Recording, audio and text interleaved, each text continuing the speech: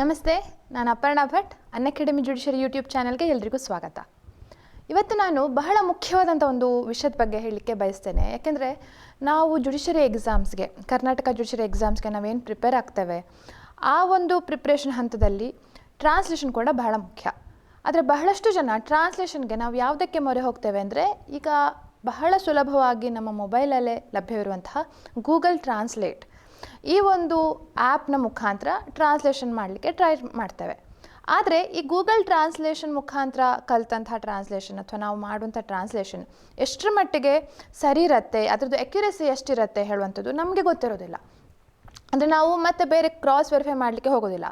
ಅದು ಒಂದು ಅರ್ಥಕ್ಕೆ ಇನ್ನೊಂದು ಅರ್ಥ ಕೊಡುವಂಥ ಚಾನ್ಸ್ ಇರುತ್ತೆ, ಅಸಂಬದ್ಧ ಅರ್ಥ ಆಗುವಂಥ ಚಾನ್ಸ್ ಇರುತ್ತೆ. ಸೊ ಅದಕ್ಕೋಸ್ಕರ ಈ ಗೂಗಲ್ ಟ್ರಾನ್ಸ್ಲೇಷನ್ ಮುಖಾಂತರ ನಾವು ಟ್ರಾನ್ಸ್ಲೇಷನ್ ಯಾವುದೇ ಭಾಷೆಯಲ್ಲಿರಲಿ, ಕನ್ನಡ, ಇಂಗ್ಲೀಷ್, ಹಿಂದಿ, ತಮಿಳ್, ತೆಲುಗು, ಮರಾಠಿ, ಮಲಯಾಳಂ, ಯಾವ ಭಾಷೆ ಇದ್ದರೂ ಸಹ ಆ ಟ್ರಾನ್ಸ್ಲೇಷನ್ ಮುಖಾಂತರ ನಾವು ಎಷ್ಟರ ಮಟ್ಟಿಗೆ ಅದನ್ನು ನಾವು ರಿಲೈ ಆಗ್ಬೋದು, ಎಷ್ಟರ ಮಟ್ಟಿಗೆ ಅದನ್ನು ನಂಬೋದು ಹೇಳುವಂಥ ಒಂದು ವಿಷಯವನ್ನು ಈ ಒಂದು ವಿಡಿಯೋ ಮುಖಾಂತರ ತಿಳಿಸಲಿಕ್ಕೆ ಬಯಸ್ತೇನೆ. ಟ್ರಾನ್ಸ್ಲೇಷನ್ನು ಈಗ ನಾವು ಹಲವಾರು ಕಾಂಪಿಟೇಟಿವ್ ಎಕ್ಸಾಮ್ಸ್ಗೆ ಕಾಣ್ತೇವೆ. ಸೊ ಯಾವ್ಯಾವ ಎಕ್ಸಾಮ್ಸ್ಗೆ ಅಂದರೆ ಜುಡಿಷಿಯರಿ ಎಕ್ಸಾಮ್ಸ್ಗಿರಲಿ ಅಥವಾ PSI ಎಕ್ಸಾಮ್ಸಿಗಿರಲಿ ಅಥವಾ APP ಹಂತದಲ್ಲಿ ಕೆಲವೊಂದು ಟ್ರಾನ್ಸ್ಲೇಷನ್ ಶಬ್ದಗಳು ಮುಖ್ಯವಾಗುತ್ತೆ. ಕಂಪ್ಲೀಟಾಗಿ ಅದೇ ಟ್ರಾನ್ಸ್ಲೇಷನ್ ಪೇಪರ್ ಇರೋದಿಲ್ಲ, ಆದರೂ ಟ್ರಾನ್ಸ್ಲೇಷನ್ ಗೊತ್ತಿರುವಂಥದ್ದು ಬಹಳ ಮುಖ್ಯ. ಈ ಒಂದು ಟ್ರಾನ್ಸ್ಲೇಷನ್ ಮಾಡುವಾಗ English to Kannada, Kannada to English, ಆಂಗ್ಲದಿಂದ ಕನ್ನಡ ಭಾಷೆ, ಕನ್ನಡ ಭಾಷೆಯಿಂದ ಆಂಗ್ಲ ಭಾಷೆ ಟ್ರಾನ್ಸ್ಲೇಷನ್ ಮಾಡುವಾಗ ನಾವು ಯೂಶ್ವಲಿ ಗೂಗಲ್ ಟ್ರಾನ್ಸ್ಲೇಷನ್ ಡೈರೆಕ್ಟಾಗಿ ಇಂಗ್ಲೀಷ್ ಶಬ್ದ ಹಾಕ್ತೇವೆ, ಅದೇ ಕನ್ನಡದಲ್ಲಿ ಆ ಶಬ್ದಗಳು ಬರ್ತವೆ. ಕನ್ನಡ ಭಾಷೆ ಒಂದು ಬಹಳವಾದ ಒಂದು ಶಿಸ್ತುಬದ್ಧ ಆದಂಥ ಭಾಷೆ, ಅದಕ್ಕೆ ಅದರದ್ದೇ ಆದ ವ್ಯಾಕರಣ ಎಲ್ಲ ಇದೆ. ಸೊ ಆ ಶಬ್ದಕ್ಕೆ ಟ್ರಾನ್ಸ್ಲೇಷನ್ ಸಿಗ್ಬೋದು. ಆದರೆ ಒಂದು ಫ್ರೇಸಸ್ಗಳು ಬರುವಾಗ ನಾವು ಲೀಗಲ್ ಲ್ಯಾಂಗ್ವೇಜಲ್ಲಿ ಕಾಣುವಂಥದ್ದೇ ಲೀಗಲ್ ಫ್ರೇಸಸ್.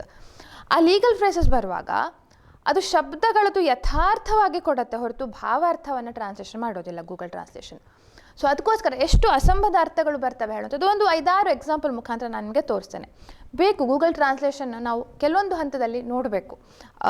ತುಂಬ ಕಠಿಣ ಶಬ್ದಗಳು, ಹಾಗೆ ಎಲ್ಲಿ ಸಾಮಾನ್ಯವಾಗಿ ಆ ಶಬ್ದಗಳನ್ನು ಉಪಯೋಗಿಸ್ತಾರೆ ಆ ಶಬ್ದಗಳನ್ನು ನೋಡಲಿಕ್ಕೆ ಬೇಕಾಗ್ಬೋದು. ಆದರೆ ಬಹಳಷ್ಟು ಆ ಸಬ್ಜೆಕ್ಟ್, ವರ್ಬ್, ಆಬ್ಜೆಕ್ಟ್ ಅಗ್ರಿಮೆಂಟ್ ಇರೋದಿಲ್ಲ ಕನ್ನಡದಿಂದ ಇಂಗ್ಲೀಷ್, ಇಂಗ್ಲೀಷಿಂದ ಕನ್ನಡ. ಅದು ಯಥಾರ್ಥವಾಗಿ ಆ ಶಬ್ದ ಹೇಗಿರುತ್ತೆ ಅದನ್ನೇ ಟ್ರಾನ್ಸ್ಲೇಷನ್ ಮಾಡೋದಕ್ಕೆ ಅರ್ಥ ಸಂಪೂರ್ಣವಾಗಿ ಚೇಂಜ್ ಆಗುತ್ತೆ, ಅಥವಾ ಏನು ಅರ್ಥ ಸಹ ಇಲ್ಲದೆ ಇರ್ಬೋದು ನಾವು ಆ ಬರುವಂಥ ಒಂದು ಶಬ್ದಗಳಲ್ಲಿ ನೋಡಿದರೆ. ಸೊ ಅದಕ್ಕೋಸ್ಕರ ಕಂಪ್ಲೀಟಾಗಿ ಸಂಪೂರ್ಣವಾಗಿ ಗೂಗಲ್ ಟ್ರಾನ್ಸ್ಲೇಷನ್ ರಿಲೈ ಆಗಬಾರ್ದು. ನಾವು ಅದಕ್ಕೋಸ್ಕರ ನಮ್ಮದೇ ಆದಂಥ ಒಂದು ಟ್ರಾನ್ಸ್ಲೇಷನ್ ಆ ವಿಧಾನವನ್ನು ಕಲಿಬೇಕು. ಟ್ರಾನ್ಸ್ಲೇಷನ್ ಹೇಗೆ, ಯಾವ ರೀತಿಯಲ್ಲಿ ನಾವು ಟ್ರಾನ್ಸ್ಲೇಷನ್ ಮಾಡ್ತೇವೆ, ಅದಕ್ಕೆ ಯಾವ್ಯಾವ ಪುಸ್ತಕಗಳನ್ನ ರೆಫರ್ ಮಾಡ್ಬೋದು, ಅಥವಾ ಸಹಜವಾಗಿ English to Kannada, Kannada to English newspaper, news ಚಾನೆಲ್ಸ್ಗಳನ್ನು ನೋಡ್ತಾ ಮೊದಲನೇದಾಗಿ ಕನ್ನಡ ಭಾಷೆಯನ್ನು ಕಲಿಬೇಕು. ಅದಾದ ನಂತರ ನಾವು ಟ್ರಾನ್ಸ್ಲೇಷನ್. ಸೊ ಒಂದೇ ಸಲ ಗೂಗಲ್ ಟ್ರಾನ್ಸ್ಲೇಷನಿಂದ ಮಾಡ್ತಾ ಹೋದರೆ ಸಂಪೂರ್ಣವಾಗಿ ಅರ್ಥಕ್ಕೆ ಅಸಂಬದ್ಧ ಆಗುವಂತಹ ಚಾನ್ಸಸ್ ಇರುತ್ತೆ. ಒಂದು ಹಂತದಲ್ಲಿ ನೀವು ಕನ್ನಡ ಕಲಿತು ಆಮೇಲೆ ಟ್ರಾನ್ಸ್ಲೇಷನ್ ಶಬ್ದಕ್ಕೆ ಹೋದರೆ ಆವಾಗ ನಿಮಗೆ ಗೊತ್ತಾಗತ್ತೆ, ಇದು ಸೂಕ್ತವಾದದ್ದ ಅಲ್ವಾ, ಈ ಶಬ್ದಗಳ ಒಂದು ಆ ಜೋಡಣೆ ಏನು ಬರುತ್ತೆ ಗೂಗಲ್ ಟ್ರಾನ್ಸ್ಲೇಷನ್ ರಿಸಲ್ಟಲ್ಲಿ ಅದು ಎಷ್ಟರ ಮಟ್ಟಿಗೆ ಸರಿ ಅಲ್ಲ ಹೇಳುವಂಥದ್ದನ್ನು ನಾವು ನೋಡಬೇಕಾಗತ್ತೆ. ಓಕೆ, ಸೊ ಕೆಲವೊಂದು ಎಕ್ಸಾಂಪಲ್ಸ್ಗಳನ್ನ ತೋರಿಸ್ತೇನೆ ಯಾವ ರೀತಿಯಲ್ಲಿ ಈ ಗೂಗಲ್ ಟ್ರಾನ್ಸ್ಲೇಷನ್ ಉಪಯೋಗಿಸ್ಕೊಂಡು ಮಾಡಿರುವಂತಹ ಆ ಯಥಾರ್ಥದ ರಿಸಲ್ಟ್ ಏನಾಗುತ್ತೆ, ಆ್ಯಕ್ಚುಯಲ್ ಕರೆಕ್ಟ್ ಟ್ರಾನ್ಸ್ಲೇಷನ್ ಏನು. ಸೊ ಹಾಗಿದ್ರೆ ನಾವು ಎಷ್ಟರ ಮಟ್ಟಿಗೆ ಅದನ್ನು ನಂಬೋದು ಹೇಳುವಂಥದ್ದು ನಾನು ನಿಮಗೆ ತಿಳಿಸ್ಕೊಡ್ತೇನೆ. ನೋಡಿ, ಅರ್ನೆಸ್ಟ್ ಮನಿ ಹೇಳುವಂಥ ಬರುವಂಥದ್ದು ಸಾಮಾನ್ಯವಾಗಿ ಇಲ್ಲಿ ನಮಗೆ ಏನು ಕಾಣ್ತೇವೆ, ಅರ್ನೆಸ್ಟ್ ಮನಿ ಅಂದರೆ ಇದರದ್ದು ಯಥಾರ್ಥವಾದ ಹದ್ದ ಶ್ರದ್ಧೆಯಿಂದ ಹಣ ಅಂತ. ಸೊ ನಿಜವಾಗ್ಲೂ ಇದು ಅರ್ಥ ಸಂಚಕಾರ ಹಣ ಅಂತ ಬರುವಂಥದ್ದು ಇದರದ್ದು ಅರ್ಥ. ಆದರೆ ಶ್ರದ್ಧೆಯಿಂದ ಹಣ ಸಂಪೂರ್ಣವಾಗಿ ಅರ್ಥ ವ್ಯತ್ಯಾಸ ಇದೆ. ಸೊ ಅದಕ್ಕೋಸ್ಕರ ನಿಜವಾದ ಟ್ರಾನ್ಸ್ಲೇಷನ್ ಇಲ್ಲಿ ಸಂಚಕಾರ ಹಣ ಅಂತ. ನೋಡಿ, ಮನಿ ಹೌದು, ಹಣ, ಅರ್ನೆಸ್ಟ್ ಅಂದರೆ ಶ್ರದ್ಧೆ ಅಂತ, ಹಾಗೆ ಟ್ರಾನ್ಸ್ಲೇಷನ್ ಮಾಡಿದೆ. ಸೊ ಅದಕ್ಕೋಸ್ಕರ ಆದಷ್ಟು ನಾವು ಈ ಡಿಕ್ಷನರಿ ಮುಖಾಂತರ, ಲೀಗಲ್ ಡಿಕ್ಷನರಿ ಇರುತ್ತೆ, ಹಲವಾರು ಡಿಕ್ಷನರಿಗಳು, ಅಥವಾ ನಾವು ನೋಡ್ತೇವೆ ಎಲ್ಲೆಲ್ಲಿ ಶಬ್ದಗಳ ಒಂದು ಇದು ಭಂಡಾರ ಸಿಗತ್ತೆ ಅಂತ. ಆದಷ್ಟು ಅಲ್ಲಿಯ ಒಂದು ಸೋರ್ಸಸ್ ಮುಖಾಂತರ, ಆ್ಯಕ್ಚುಯಲ್ ಸೋರ್ಸ್ ಎಲ್ಲಿದೆ ಅದ್ರ ಮುಖಾಂತರ ಪದಗಳ ಒಂದು ಸಂಗ್ರಹಣೆ ಮಾಡ್ಕೊಳ್ಳೋದು ಆದಷ್ಟು ಒಳ್ಳೆಯದು ಅಂತ ನಾನು ಹೇಳುವಂಥದ್ದು. ನೆಕ್ಸ್ಟ್ ನೋಡಿ, ಇನ್ನೊಂದು ಎಕ್ಸಾಂಪಲ್ ರಿಫ್ರೆಶಿಂಗ್ ಮೆಮರಿ ಅಂತ ಕಾಣ್ತೇವೆ. ರಿಫ್ರೆಶಿಂಗ್ ಮೆಮರಿ ಅಂದರೆ ನೆನಪು ಮಾಡ್ಕೊಳ್ಳೋದು, ಸಹಜವಾದ ಮೆಮರಿ.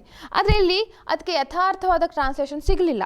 ಅದಕ್ಕೆ ಏನು ಮಾಡ್ತು, ಅದು ಕನ್ನಡದಲ್ಲಿ ಬರೆದಿದೆ ಅಷ್ಟೇ, ರಿಫ್ರೆಶ್ ಮೆಮರಿ ಅಂತ ಅದೇ ಶಬ್ದವನ್ನು ಕನ್ನಡದಲ್ಲಿ ಬರೆದಿದೆ. ಸೊ ನಿಮಗೆ ಇಲ್ಲಿ ಟ್ರಾನ್ಸ್ಲೇಷನ್ ಶಬ್ದ ಸಿಗೋದಿಲ್ಲ, ಆವಾಗ ಏನು ಮಾಡ್ತೀರಿ. ಸೊ ಅದಕ್ಕೋಸ್ಕರ ಇದು ಒಂದು ಎಕ್ಸಾಂಪಲ್.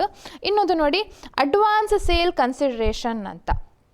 ಕನ್ಸಿಡ್ರೇಷನ್ ಅಂದರೆ ಇಲ್ಲಿ ಆ್ಯಕ್ಚುಲಿ ಪ್ರತಿಫಲ ಅಂತ ಅದರದ್ದು ಅರ್ಥ. ಆದರೆ ಇಲ್ಲಿ ಕನ್ನಡಕ್ಕೆ ಬರುವಾಗ ಪರಿಗಣನೆ ಇನ್ನೊಂದು ಅರ್ಥ ಇದಲ್ಲ, ವಿಲ್ ಯು ಕನ್ಸಿಡರ್ ದಿಸ್ ಅಂತ ಹೇಳಿ ಆ ಕನ್ಸಿಡರ್ ಹೇಳುತ್ತೆ ಶಬ್ದಕ್ಕೆ 2-3 ನಾನಾರ್ಥಗಳು ಇರ್ತವೆ. ಆ ನಾನಾರ್ಥಗಳಿರುವಾಗ ಗೂಗಲ್ ಟ್ರಾನ್ಸ್ಲೇಷನ್ಗೆ ಈ ಶಬ್ದಕ್ಕೆ ಯಾವ ಶಬ್ದವನ್ನು ಹೊಂದಿಸ್ಬೇಕು ಅಂತ ಗೊತ್ತಿರೋದಿಲ್ಲ. ಅದೇನು ಮಾಡುತ್ತೆ, ಯಾವಾಗಲೂ ಕಾಮನ್ ಆಗಿ ಬರುವಂಥ ಸಾಮಾನ್ಯವಾಗಿ ಆ ಅರ್ಥದ ಏನು ಅರ್ಥ ಕೊಡ್ತಾರೆ, ವಿಲ್ ಯು ಕನ್ಸಿಡರ್ ದಿಸ್ ಅಂತ ಹೇಳುವಂಥದ್ದು, ಆ ಅರ್ಥವನ್ನು ತಗೊಂಡು ಅದಕ್ಕೆ ಜೋಡಣೆ ಮಾಡುತ್ತೆ. ಆವಾಗ ಏನಾಗುತ್ತೆ, ಮತ್ತೆ ಅಪಾರ್ಥಗಳಾಗ್ತವೆ. ಸೊ ಮುಂಗಡ ಮಾರಾಟದ ಪರಿಗಣನೆ, ದಿಸ್ ಇಸ್ ರಾಂಗ್, ಅದ್ರ ಬದಲು ಕ್ರಯದ ಮುಂಗಡ ಪ್ರತಿಫಲ. ಅದೇ ಈ ಒಂದು ಶಬ್ದಗಳನ್ನು ಬೇರೆ ಮಾಡ್ಬೋದು, ಆದರೆ ಅರ್ಥ ಬೇರೆ ಆಗುವಂಥದ್ದು ಇರಬಾರ್ದು. ನೆಕ್ಸ್ಟ್ ಬರ್ಡನ್ ಆಫ್ ಪ್ರೂಫಿಗೆ ರುಜುವಾತಿನ ಭಾರ ಅಂತ ಹೇಳ್ತಾರೆ. ಇದು ಸ್ವಲ್ಪ ಮಟ್ಟಿಗೆ ಸರಿ, ಅದೇ ರೀತಿ ಮಾಡಿದೆ, ಆದರೆ ಪುರಾವೆಯ ಹೊರೆ ಅಂತ ಆದಷ್ಟು ನಾವು ಶಬ್ದಗಳು ಉಪಯೋಗಿಸೋದಿಲ್ಲ. ಅದು ನೋಡ್ಕೊಳ್ಬೇಕು. ಸಾಮಾನ್ಯವಾಗಿ ಈ ಶಬ್ದಗಳನ್ನು ಉಪಯೋಗಿಸ್ತಿದ್ದಾರಾ, ಆ ಲೀಗಲ್ ಟರ್ಮ್ಸಲ್ಲಿ ಲೀಗಲ್ ಪ್ಯಾರಲೆನ್ಸಲ್ಲಿ ಈ ಶಬ್ದಗಳನ್ನು ಉಪಯೋಗಿಸ್ತಾರಾ, ಅದು ನೋಡ್ಕೊಳ್ಬೇಕು. ಸೊ ಅದೇ ಇನ್ನೊಂದು ಎಕ್ಸಾಂಪಲ್, ಚಾರ್ಜ್ ರೆಡ್ ಓವರ್ ಅಂತ ಇದೆ. ಸೊ ಇದು ಓದಿ ಹೇಳಲಾದ ಆರೋಪಗಳು. ನಾವು ಕೋರ್ಟ್ ಲ್ಯಾಂಗ್ವೇಜು ಕೆಲವೊಂದು ಇರತ್ತಲ್ಲ, ಕೋರ್ಟ್ಗಳಲ್ಲಿ ಈ ಶಬ್ದಗಳನ್ನು ಉಪಯೋಗಿಸ್ಬೇಕಂತ, ಅದಕ್ಕೆ ಓದಿ ಹೇಳಲಾದ ಆರೋಪಗಳು ಅಂತ ಹೇಳ್ತೇವೆ. ಆದರೆ ಇಲ್ಲಿ ಏನಾಗುತ್ತೆ, ಇದರ ಟ್ರಾನ್ಸ್ಲೇಷನ್ ರಿಸಲ್ಟ್ ಏನು ಬಂದಿದೆ, ಚಾರ್ಜ್ ಓದಿದೆ.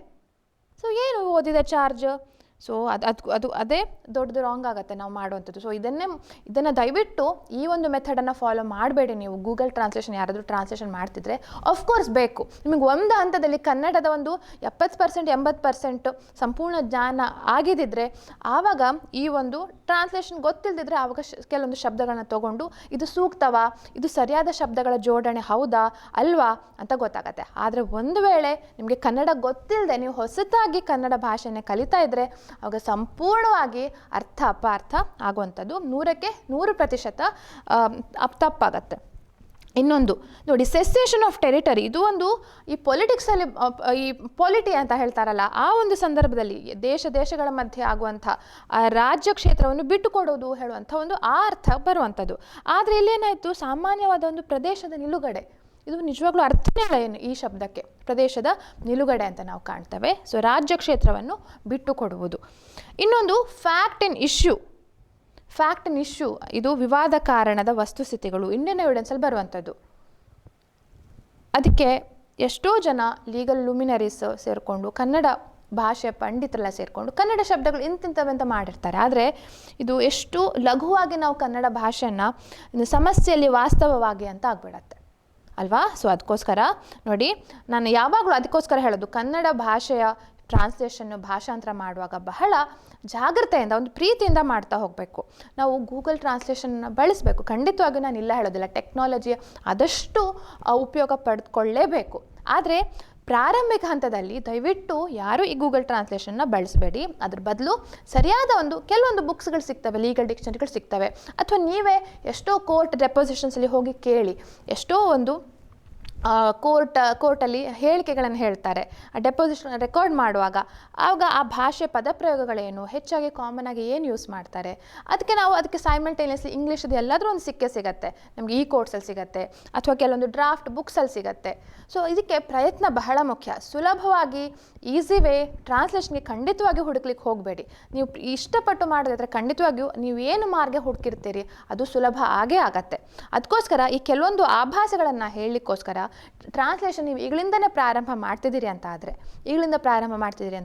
ಯಾಕೆಂದರೆ judiciary exams already result announce ಆಗಿದೆ, 40 ಜನಗಳನ್ನು ಜಡ್ಜಸ್ ಆಗಿ ಸೆಲೆಕ್ಟ್ ಆಗಿದ್ದಾರೆ. ಸೊ ಅವರೆಲ್ಲರಿಗೂ ಕೂಡ ನಾವು ಹಾರ್ಟಿ ಕಾಂಗ್ರ್ಯಾಚುಲೇಷನ್ ಹೇಳ್ತಾ, ಇನ್ನು ಮುಂದೆ ಬರುವಂಥ 2023ನೇ ಇಸ್ವಿಯ ನೋಟಿಫಿಕೇಶನ್ ಕರೆದ್ರೆ ಆಗ ಬರುವಂಥ ಎಕ್ಸಾಮ್ಸ್ಗೆ ಈಗಲಿಂದನೇ ನೀವು ಟ್ರಾನ್ಸ್ಲೇಷನ್ನ ಒಂದು ತಯಾರಿ ಮಾಡ್ಕೊಳ್ಳೋದು ಬಹಳ ಮುಖ್ಯ ಆಗುತ್ತೆ. ಅದಕ್ಕೋಸ್ಕರ ಈ ಒಂದು ಪೂರ್ವಭಾವಿಯಾಗಿ ಹೇಗೆ ಫಸ್ಟ್ ನಾವು ರಾಂಗ್ ಮೆಥಡನ್ನು ಚೂಸ್ ಮಾಡಿದರೆ ಏನು ಆಭಾಸಗಳಾಗ್ತವೆ ಹೇಳುವಂಥ ಒಂದು ಸಣ್ಣದಾದ ಒಂದು ಕನ್ನಡಿ ಹಿಡಿದಾಗೆ ಈ ಒಂದು ವಿಡಿಯೋನ ಮಾಡಿದ್ದೇನೆ. ಯಾಕೆಂದರೆ ಈಗ ನಾವು ಬಹಳಷ್ಟು ನೋಡ್ತೇವೆ, ನಾವೆಲ್ಲರೂ ಟ್ರಾನ್ಸ್ಲೇಷನ್ ಮಾಡುವಾಗ ಡೈರೆಕ್ಟಾಗಿ we go to Google translation. ಹೌದು, ಸಾಧಾರಣವಾದ ಭಾಷೆಗೆ ಒಂದು 80% ಸರಿ ಆಗ್ಬೋದು, ಆದರೆ ಕಾನೂನಾತ್ಮಕ ಭಾಷೆಗೆ ಇದು ಇನ್ನೂ ಅಪ್ಡೇಟ್ ಆಗಲಿಲ್ಲ ಅಂತ ಹೇಳುವಂಥದ್ದು ನನ್ನ ಅನಿಸಿಕೆ. ಓಕೆ, ಇದೊಂದು ನಾವು ಇಲ್ಲಿ ನೋಡ್ಬೋದು. ಹಾಗೆ ಇಲ್ಲಿ ನೋಡಿ ಅನ್ಅಕಾಡೆಮಿ ಹೇಳುವಂಥ ಒಂದು ಪ್ಲ್ಯಾಟ್ಫಾರ್ಮ್ ನಿಮಗೆ ಗೊತ್ತಿರ್ಬೋದು. ಜುಡಿಷರಿಗೆ ನೀವು ತಯಾರಿ ಮಾಡ್ಕೊಳ್ತಾ ಇದ್ದರೆ ಹಲವಾರು ಜನ ನಾನು ಕೂಡ ಜುಡಿಷರಿ ಕ್ಯಾಟಗರಿಲಿ ಕ್ಲಾಸಸ್ಗಳನ್ನು ಮಾಡ್ತಾ ಇರುವಂಥದ್ದು ಕೂಡ ನೋಡಿದ್ದೀರಿ. ಅಂಥ ಸಂದರ್ಭದಲ್ಲಿ ಹೊಸದಾಗಿ ಒಂದು ಬ್ಯಾಚ್ ಸ್ಟಾರ್ಟ್ ಆಗಿದೆ ಕರ್ನಾಟಕ ಜುಡಿಷರಿಗೆ ಸಂಬಂಧಪಟ್ಟ ಹಾಗೆ. ಆಲ್ರೆಡಿ ಒಂದು ಜನವರಿ 5ಕ್ಕೆ ಸ್ಟಾರ್ಟ್ ಆಗಿದೆ. 6 ತಿಂಗಳ ಬ್ಯಾಚ್ ಇದು. ಕನ್ನಡ ಹಾಗೂ ಇಂಗ್ಲೀಷ್, ಸೊ 2 ಭಾಷೆಯಲ್ಲಿ ಮಾಡ್ತಾ ಇರುವಂಥ ಬ್ಯಾಚ್ ಇದು. ನಾನು ಪಾಠ ಮಾಡ್ತಾ ಇರುವಂಥದ್ದು, ಹಾಗೆ BV ಸ್ವಾತಿ ಮ್ಯಾಮ್ ಅವರು ಕೂಡ ಪಾಠ ಮಾಡ್ತಿದ್ದಾವೆ. ಸೊ ಕಂಪ್ಲೀಟಾಗಿ ಎಲ್ಲ 10 ಸಬ್ಜೆಕ್ಟ್ಸ್ಗಳು ಏನಿದೆ ಪ್ರಿಲಿಮ್ಸ್ಗೆ ಹೋದ ನೋಟಿಫಿಕೇಷನಲ್ಲಿ ಪ್ರಿಸ್ಕ್ರೈಬ್ ಆಗಿರುವಂಥ ಯಾವುದಾದ್ರು ಆ್ಯಕ್ಟ್ ಇತ್ತು. ಸೊ ಈ ನೋಟಿಫಿಕೇಷನ್ ಬಹುಶಃ ಅದೇ ಕಂಟಿನ್ಯೂ ಆಗ್ಬೋದು ಅನ್ನೋದು ನನ್ನ ಅನಿಸಿಕೆ. ಇನ್ನೂ ಏನಾದರೂ ಚೇಂಜ್ ಆದರೆ ಆವಾಗ will update like that only. ಆವಾಗ ಯಾವ ನೋಟಿಫಿಕೇಷನ್ ಪ್ರಕಾರ ಯಾವ್ಯಾವ ಆ್ಯಕ್ಟ್ ಇದೆ ಅದ್ರ ಪ್ರಕಾರ ನಾವು ಮಾಡ್ತಾ ಹೋಗ್ತೇವೆ. ಸೊ 6 ತಿಂಗಳ ಒಂದು ಮೇನ್ಸ್ ಎಕ್ಸಾಮ್ಸ್ಗೂ ತಯಾರಿ ಮಾಡಿಸ್ಕೊಳ್ಳಿಕ್ಕೋಸ್ಕರ ಈ ಒಂದು ಪ್ರಿಪ್ರೇಷನ್ನ ನಾವು ಮಾಡ್ತಾ ಇರುವಂಥದ್ದು. ಇದು 6 ತಿಂಗಳ ಒಂದು ಬ್ಯಾಚ್ ಇದು. ಸೊ ಪ್ರೈಸ್ ಅಮೌಂಟ್ ಎಷ್ಟು ಅಂತ ಭಾಳಷ್ಟು ಜನ ಕೇಳ್ತಾ ಇರ್ತೀರಿ. ಆ್ಯಕ್ಚುಲಿ ಇರುವಂಥದ್ದು ಅಬೌಟ್ ಒಂದು 38,000 ಇರುವಂಥದ್ದು 6 ತಿಂಗಳ ಡ್ಯೂರೇಷನ್ನು. ಸೊ ಕಂಪ್ಲೀಟಾಗಿ ನನ್ನ ಬ್ಯಾಚಿಗೆ ಅಷ್ಟೇ ಅಲ್ಲ, ಆದರೆ ಅನ್ಅಕಾಡೆಮಿ ಪ್ಲ್ಯಾಟ್ಫಾರ್ಮಲ್ಲಿ ಯಾವ್ಯಾವ ಎಜುಕೇಟರ್ಸ್ಗಳಿದ್ದಾರೆ ಈ 6 ತಿಂಗಳ ಅವಧಿಯಲ್ಲಿ ನೀವು ಸಬ್ಸ್ಕ್ರಿಪ್ಷನ್ ತೊಗೊಂಡ್ರೆ ಸಂಪೂರ್ಣವಾಗಿ ಎಲ್ಲ ಫೀಚರ್ಸು, ಟೆಸ್ಟ್ಗಳು ಅಥವಾ ಬೇರೆ ಯಾವ್ಯಾವ ಕ್ಲಾಸಸ್ಗಳಿವೆ ಅದೆಲ್ಲ ನೋಡಲಿಕ್ಕೆ ನಿಮಗೆ ಆ್ಯಕ್ಸಸ್ ಸಿಗುತ್ತೆ. ಆ 6 ತಿಂಗಳ ಅವಧಿಯಲ್ಲಿ ಯಾವ್ಯಾವ ಫ್ರೀ ಕ್ಲಾಸಸ್ ಇದೆ, ಲೈವ್ ಕ್ಲಾಸಸ್ ಇದೆ, ಅದಷ್ಟು ಮಾಹಿತಿ ನಿಮಗೆ ನಾನು ಹೇಳಲಿಕ್ಕೆ ಇಷ್ಟಪಡ್ತೇನೆ. ಹಾಗೆ ಇನ್ನು ನೋಡಿ ಹಲವಾರು ಬ್ಯಾಚಸ್ಗಳಿವೆ. ಪ್ರಾರಂಭ ಅಂತ ಬ್ಯಾಚ್ ಇದೆ, ಸಫಲತಾ ಬ್ಯಾಚ್ ಅಂತ ಇದೆ ಜುಡಿಷರಿ ಬ್ಯಾಚ್, ಹಾಗೆ rapid revision for UP and Chhattisgarh judiciary ಅಂತ ಇದೆ. ಇನ್ನು ನಾವು ನೋಡುವಂಥದ್ದು ಹಲವಾರು ಟೆಸ್ಟ್ ಸೀರೀಸ್ ಕ್ಯಾಲೆಂಡರ್ಸ್ ನೋಡಿ. ಜನವರಿ 2023 ಕ್ಯಾಲೆಂಡರ್ ನೋಡಿ, ಹಲವಾರು ಟೆಸ್ಟ್ಗಳ ನಾವು ಬರೆದಷ್ಟು ನಮಗೆ ಯಾವುದೂ ಅಷ್ಟು ಇದನ್ನು ನೀಡೋದಿಲ್ಲ, ಉತ್ತೇಜನ ನೀಡೋದಿಲ್ಲ ನಮ್ಮ ಎಕ್ಸಾಮ್ಸ್ಗೆ. ಆ ರೀತಿಯಲ್ಲಿ ಅನ್ಅಕಾಡೆಮಿಲಿ ಹಲವಾರು ಟೆಸ್ಟ್ಗಳನ್ನು ಇಂಟ್ರೊಡ್ಯೂಸ್ ಮಾಡಿದ್ದಾರೆ ಹೋದ ಡಿಸೆಂಬರಿಂದ. ಅದರದ್ದು ಆದಷ್ಟು ಬೆನಿಫಿಟ್, ಯಾಕೆಂದರೆ ಫ್ರೀ ಲೈವ್ ಕ್ಲಾಸಸ್ಗಳನ್ನ ಫ್ರೀ ಲರ್ನರ್ಸ್ ಯಾರಿರ್ತಾರೆ ಅವರಿಗೂ ಕೂಡ ಈ ಒಂದು ಬೆನಿಫಿಟ್ ಲಭ್ಯ ಇದೆ. ಹಾಗೆ ಮೇಜರ್ ಲಾಸಿಂದ ಹಿಡಿದು case laws, current affairs, prelims previous year questions, prelims full length mock test, mains test series, local law series, mains full length mock test, judgement writing test, ಇವೆಲ್ಲವೂ ಕೂಡ ನಿಮಗೆ ಲಭ್ಯ ಇದೆ ಈ ಐಕಾನಿಕ್ ಕೋರ್ಸಿಂದ ಹಿಡಿದು ಪ್ಲಸ್. ಸೊ ಪ್ಲಸ್ ಮತ್ತು ಐಕಾನಿಕ್ಗೆ ಏನು difference ಅಂದರೆ, ಪ್ಲಸ್ಸಿಗೆ ನಿಮಗೆ ಎಲ್ಲ ಕೋರ್ಸ್ಗಳ ಆಕ್ಸೆಸ್ ಇರುತ್ತೆ. ಐಕಾನಿಕ್ಗೆ ನಿಮಗೆ ಒಬ್ಬರು ಮೆಂಟರ್ ಕೊಡ್ತಾರೆ, ಒಂದು ಸ್ಟ್ರಾಟಜಿ ಎಕ್ಸಾಮ್ಗೆ ಈ ರೀತಿಯಲ್ಲಿ ನೀವು ಪ್ರಿಪ್ರೇಷನ್ ಆಗಬೇಕು ಹೇಳೋಂಥ ಒಂದು ಸ್ಟ್ರಾಟಜಿ ಮಾಡಿಕೊಂಡು ನೀವು ಹೀಗೆ ಮಾಡಿದರೆ ಇದು ಒಳ್ಳೆಯದು, ಹೀಗೆ ಮಾಡಿದರೆ ಇದು ಒಳ್ಳೆಯದು ಅಂತ ಹೇಳ್ತಾ ನಿಮಗೆ ಡೌಟ್ ಕ್ಲಿಯರಿಂಗ್ ಸೆಷನ್ಸ್ಗಳನ್ನು ಒಂದು ನಿಯಮಿತ ಒಂದು ಕಾಲಾವಧಿಯಲ್ಲಿ ನೀವು ಬುಕ್ ಮಾಡ್ತಾ ಹೋಗ್ಬೋದು. ಹೀಗೆ ಬಹಳಷ್ಟು ರೀತಿಯಲ್ಲಿ ನಾವು ಕಾಣ್ತಾ ಇರ್ತೇವೆ. ಓಕೆ, ಪ್ರೈಸಿಂಗ್ ನಾನು ಆಲ್ರೆಡಿ ಹೇಳಿದಾಗೆ ಅಬೌಟ್ 38,000 ಇರುವಂಥದ್ದು. ಆದರೆ you can use my referral code, Aparna law ಅಂತ ರೆಫರಲ್ ಕೋಡ್ ಇದೆ. ಈ ಕೋಡನ್ನು ನೆನ್ಪಿಟ್ಕೊಳ್ಳಿ. ನನ್ನ ಕ್ಲಾಸಸ್ಗಳನ್ನು ಫಸ್ಟ್ ಟೈಮ್ ನೀವು ಅನ್ಅಕಾಡೆಮಿ ಜುಡಿಷರಿಯಲ್ಲಿ ಡೌನ್ಲೋಡ್ ಮಾಡ್ಕೊಂಡು ನೋಡ್ತಾ ಇದ್ರು ಸಹ ಆವಾಗ ಕೂಡ ಅನ್ಲಾಕ್ ಕೋಡ್ ಕೇಳತ್ತೆ. ಆವಾಗ ನೀವು ಅಪರ್ಣಾ ಲಾ ಅಂತ ನೋಡ್ಬೋದು. ಹಾಗೆ 6 ತಿಂಗಳ ಡ್ಯೂರೇಷನಲ್ಲಿ ನೀವು ಈ ಅಪರ್ಣಾ ಲಾ ಅಂತ ಕೋಡ್ ಹಾಕಿದರೆ ನಿಮಗೆ 10% ಡಿಸ್ಕೌಂಟ್ ಆಗುತ್ತೆ. 10% ಡಿಸ್ಕೌಂಟ್ ಆಗಿ you would be paying about 34,440 rupees. ಹಾಗೆ ಐಕಾನಿಕ್ ಕೂಡ ಅದೇ ರೀತಿಯಲ್ಲಿದೆ, 45,711 ರುಪೀಸ್ ಆಗುತ್ತೆ ಆಫ್ಟರ್ ಡಿಸ್ಕೌಂಟ್. ಇನ್ನು ಲಾ ಸ್ಟೂಡೆಂಟ್ಸ್ಗಳು ಯಾರ್ಯಾರು ಪ್ರಿಪೇರ್ ಆಗ್ತಿದ್ದೀರಿ ಅವರಿಗೆ ಬೆಸ್ಟ್ ಟೈಮ್ 1 ವರ್ಷ ಅಥವಾ 1.5, ನೀವು 4th ಇಯರ್ 5th ಇಯರ್ ಅದ್ರ ಮೇಲೆ ಡಿಪೆಂಡ್ ಆಗುತ್ತೆ. ನಿಮಗೆ ಕಂಪ್ಲೀಟಾಗಿ ಎಲ್ಲದರದ್ದು ಒಂದು ಪ್ರಿಪ್ರೇಷನ್ ಸಿಗ್ತಾ ಹೋಗುತ್ತೆ. ಯಾಕಂದರೆ ನೀವು ಆಲ್ ಇಂಡಿಯಾ ಬಾರ್ ಎಕ್ಸಾಮ್ಗೆ ಪ್ರಿಪೇರ್ ಆಗಬೇಕು, ಅಥವಾ LLM PG ಎಂಟ್ರೆನ್ಸ್ಗೆ ಪ್ರಿಪೇರ್ ಆಗೋರು ಇರ್ತೀರಿ, ಅಥವಾ ಬೇರೆ ಯಾವುದಾದ್ರು ಕಾಂಪಿಟೇಟಿವ್ ಎಕ್ಸಾಮ್ಸ್ಗೆ ಪ್ರಿಪೇರ್ ಆಗುವಂಥದ್ದು ಇದ್ದರೂ ಅವಾಗ ಕಾಂಟ್ರಾಕ್ಟ್ IPC ಎಲ್ಲ ಕಾಮನ್ ಆಗಿರುವಂಥದ್ದು. ಸೊ ಅದಕ್ಕೋಸ್ಕರ ನಿಮಗೆ ಮಾಕ್ ಟೆಸ್ಟ್ಗಳು ಕೂಡ ಸಿಗ್ತವೆ. ಹೊಸದಾಗಿ ಬೇರೆ ಮೆಥಡ್ ಹುಡುಕ್ಬೇಕಂತ ಇಲ್ಲ. ಸೊ ಅಷ್ಟು ನಾನು ಹೇಳಬಲ್ಲೆ ಇಲ್ಲಿ ಕಾಣ್ತಾ ಇರುವಂಥದ್ದು. ಇನ್ನು ಆರ್ಟಿಕ್ಯುಲೇಟ್ ಹೇಳುವಂಥ ಒಂದು ಮ್ಯಾಗ್ಝಿನ್ ಇದೆ. ಇದು ನೋಡಿ ಕರೆಂಟ್ ಅಫೇರ್ಸ್ಗೆ ಸಂಬಂಧಪಟ್ಟ ಮ್ಯಾಗ್ಝಿನ್. ಸೊ ನೀವೆಷ್ಟು ಕರೆಂಟ್ ಅಫೇರ್ಸ್ಗಳನ್ನು ನೀವು ಓದ್ತಾ ಹೋಗ್ತೀರಿ, ನಿಮಗೆ ಜುಡಿಷರಿ ಎಕ್ಸಾಮ್ಸ್ಗೆ ಕೂಡ ಹೆಚ್ಚಾಗಿ ಕಾನೂನು ಸಂಬಂಧಿತವೇ ಇರ್ತವೆ. ಎಲ್ಲೋ ಒಂದು ಕಡೆ ನೀವು ಲೀಗಲಿ ಕನೆಕ್ಟ್ ಆಗ್ಬೋದು, ಲೀಗಲ್ ಇಶ್ಯೂಸ್ಗೆ ಸಂಬಂಧಪಟ್ಟ ಹಾಗೆ. ಸೊ ಎಷ್ಟು ನಾವು ಅದಕ್ಕೆ ಸಂಬಂಧಪಟ್ಟ ಹಾಗೆ ನಾವು ನೋಡ್ತಾ ಇರ್ತೇವೆ, ಆವಾಗ ಅದರದ್ದೊಂದು ಬಹಳ ಸೂಕ್ತವಾದ ಮಾಹಿತಿ ನಮಗೆ ಸಿಗ್ತಾ ಹೋಗುತ್ತೆ. ಸೊ ಅದೇ ರೀತಿಯಲ್ಲಿ ಅನ್ಅಕಾಡೆಮಿ ಹೇಳುವಂಥ ಒಂದು ಈ ಪ್ಲ್ಯಾಟ್ಫಾರ್ಮಲ್ಲಿ UPSCಗೆ ಆಲ್ರೆಡಿ ಅನ್ಅಕಾಡೆಮಿ ಬಹಳ ಹೆಸರುವಾಸಿ, ಎಷ್ಟೋ ರ್ಯಾಂಕ್ಸ್ಗಳು ಬಂದಿವೆ. ಆ ನಿಟ್ಟಿನಲ್ಲಿ ಎಲ್ಲ ಹಂತಗಳಲ್ಲಿ ಎಲ್ಲರಿಗೂ ಉಪಯೋಗ ಆಗಲಿ ಹೇಳುವಂಥ ಕಾರಣಕ್ಕೆ ಆರ್ಟಿಕ್ಯುಲೇಟ್ ಹೇಳುವಂಥ ಒಂದು current affair magazine. So this is like equivalent to our competition success. ಹಾಗಂತ ಬಹಳಷ್ಟು ಏನು ಕರೆಂಟ್ ಅಫೇರ್ಸ್ ಮ್ಯಾಗ್ಝಿನ್ಸ್ ಇದೆ, ಅದಕ್ಕೆ ಸಂಬಂಧಪಟ್ಟ ಮ್ಯಾಗ್ಝಿನ್ಸ್ಗಳು ನಾವಿಲ್ಲಿ ಕಾಣ್ಬೋದು. ಹಾಗೆ ಇನ್ನು ನಿಮ್ಗೆ ಗೊತ್ತಿರುವ ಹಾಗೆ ಹಲವಾರು ಯೂಟ್ಯೂಬ್ ಚಾನಲ್ಸ್ಗಳಿವೆ. ನಮ್ಮ ಒಂದು ಅನ್ಅಕಾಡೆಮಿ ರೀತಿಯಲ್ಲೂ ಸಹ ನಿಮಗೆ ಕಾಣ್ಬೋದು. ಅನ್ಅಕಾಡೆಮಿ ಜುಡಿಷರಿ ಅಂತ ಇದೆ, ಜುಡಿಷರಿ ಪ್ರೆಪ್ ವಿತ್ ಅನ್ಅಕಾಡೆಮಿ ಇದೆ, ಜುಡಿಷರಿ ವರ್ಲ್ಡ್ ಅಂತ ಇದೆ. ಇದೆಲ್ಲ ಚಾನಲ್ಸ್ಗಳನ್ನು ನೀವು ಫಾಲೋ ಮಾಡಿದರೆ ನಿಮಗೆ ಖಂಡಿತವಾಗಿಯೂ ಈ ಒಂದು ಅಪ್ಡೇಟ್ ಸಿಗುತ್ತೆ. ನಾವು ಯಾವ್ಯಾವ ಕ್ಲಾಸಸ್ಗಳು, ಯಾರ್ಯಾರ ಕ್ಲಾಸಸ್ಗಳು, ಯಾವ್ಯಾವ ಹೊಸ ಬ್ಯಾಚ್ಗಳು ಸ್ಟಾರ್ಟ್ ಆಗಿದೆ, ಅನ್ಅಕಾಡೆಮಿಯ ಹೊಸ ಫೀಚರ್ಸ್ ಏನು, ನಮ್ಮ ಜುಡಿಷರಿ ಎಕ್ಸಾಮ್ಗೆ ಸಂಬಂಧಪಟ್ಟ ಯಾವ್ಯಾವ ಫೀಚರ್ಸ್ಗಳಿರ್ತವೆ ಹೇಳುವಂಥದ್ದು ನೋಡ್ಬೋದು. ಹಾಗೆ ಅನ್ಅಕಾಡೆಮಿ ಜುಡಿಷರಿ PCSJ ಅಂತ ಇಲ್ಲಿ ನಾವು ಕಾಣ್ತೇವೆ. ಇದರದ್ದು ಟೆಲಿಗ್ರಾಮ್ ಚಾನಲ್ ಕೂಡ ಇದೆ ನೋಡಿ, ಲಿಂಕಿಂಗ್ ಲಾಸ್ ಜುಡಿಷರಿ ವರ್ಲ್ಡ್, ಅದರ ಟೆಲಿಗ್ರಾಮ್ ಚಾನಲ್ಸ್ ಕೂಡ ನಾವು ಕಾಣ್ತೇವೆ. ಸೊ ಅದಕ್ಕೆ ನೀವು ಜಾಯ್ನ್ ಆಗ್ಬೋದು. ಆವಾಗ ನಿಮಗೆ ಹೊಸದಾಗಿ ಅದೇ ಹೇಳಿದಾಗೆ ಹೊಸ ಬ್ಯಾಚ್ ಅಥವಾ ಹೊಸ ಆಫರ್ಗಳು, ಯಾವುದಾದ್ರು ಆಫರ್, ಡಿಸ್ಕೌಂಟ್ ಆಫರ್ ನಡೀತಾ ಇದ್ದರೆ ಅದರ ಮಾಹಿತಿ ಕೂಡ ಲಭ್ಯ ಆಗುತ್ತೆ. ಸೊ ಒಟ್ಟಿನಲ್ಲಿ ಹೇಳುವಂಥದ್ದಾದರೆ ಅನ್ಅಕಾಡೆಮಿ ಜುಡಿಷರಿಯಲ್ಲಿ ನಿಮಗೆ ಜುಡಿಷರಿ ಎಕ್ಸಾಮ್ಸ್ ಕ್ಲಾಸಸ್ಗಳು, ಅದಕ್ಕೆ ಸಂಬಂಧಪಟ್ಟ ಕ್ಲಾಸಸ್ಗಳು ಸಿಗ್ತವೆ. ಹಾಗೆ ಕರ್ನಾಟಕ ಸಂಬಂಧಪಟ್ಟದ್ದು ಕೂಡ ನನ್ನನ್ನು ಫಾಲೋ ಮಾಡಿದರೆ ನಿಮಗೆ ಸಿಗತ್ತೆ ಹೇಳುವಂಥದ್ದು. ಇಷ್ಟು ಇವತ್ತಿನ ಮಾಹಿತಿ. ಸೊ ಹೀಗೆ ನಿರಂತರವಾಗಿ ನನ್ನ ಈ ಒಂದು ಚಾನಲನ್ನು ಲೈಕ್, ಕಮೆಂಟ್, ಶೇರ್, ಸಬ್ಸ್ಕ್ರೈಬ್ ಮಾಡಲಿಕ್ಕೆ ಮರಿಬೇಡಿ.